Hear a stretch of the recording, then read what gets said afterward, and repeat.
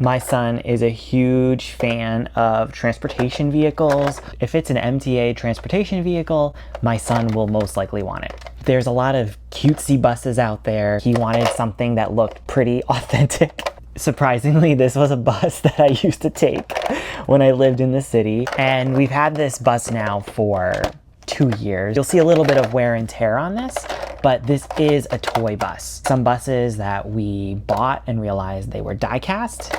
This is a toy. Here's a closer look at the bus. Excuse the state the bus is in. It's stayed intact, which is great.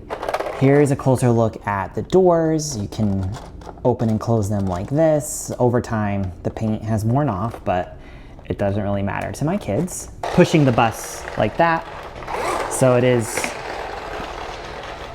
a fun toy for them. He loves the ones that look like the real thing. I don't want to get him expensive die-cast models, so I was so happy to find that they make toys that look just like MTA transportation vehicles. As someone who lived in New York City, I can appreciate the authenticity of how these buses look.